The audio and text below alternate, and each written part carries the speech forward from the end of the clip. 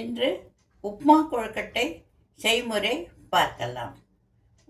1 ஆழாக்கு பச்சரிசி, 2 ஸ்பூன் துவரம்பருப்பு, 1/2 ஸ்பூன் மிளகு. இம்மூன்றையும் சேர்த்து ஒரு மிக்சியில் போட்டு குரணையாக உடைத்துக் கொள்ளவும். அடுப்பை பற்ற வைத்து இலுப்பச்சட்டியில் 2 ஸ்பூன் எண்ணெய் விட்டு நன்கு காய விடவும். எண்ணெய் காய்ந்த பின் கடுகு, உளுத்தம்பருப்பு, கடலைப்பருப்பு, மிளகாய் வத்தல், பெருங்காயப்பொடி, கறிவேப்பிலை போட்டு தாளிதம் செய்யவும். மாவை அளந்து வைத்து கொள்ளவும். அதற்கு 2½ பங்கு அளவு தண்ணீர் எடுத்துக்கொள்ளவும்.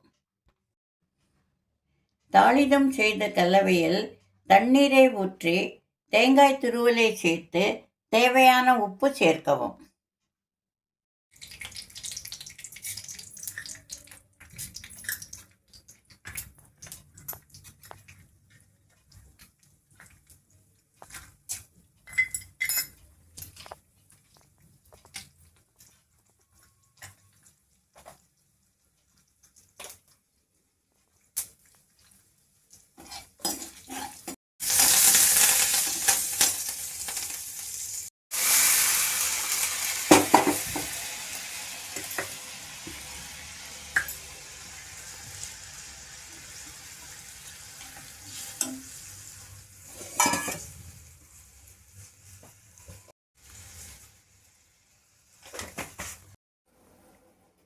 இந்த கலவையில் குருணையை போட்டு கட்டி இல்லாமல் கலரவும்.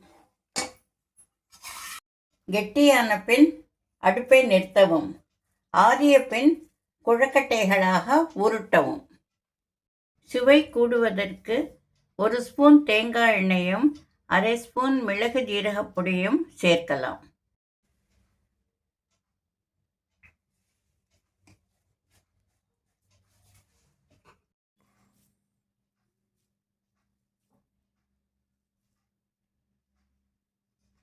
உருட்டிய கொழுக்கட்டைகளை ஒரு இட்லி தட்டில் வைத்து இலுப்பச்சட்டியிலோ குக்கரிலோ 10 நிமிடம் வேக வைத்து எடுக்கவும்.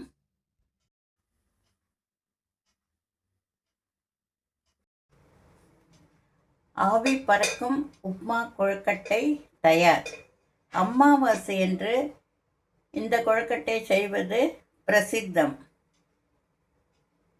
கத்திரிக்காய் கொத்துடன் சாப்பிடுவது மிகவும் சுவையாக இருக்கும்.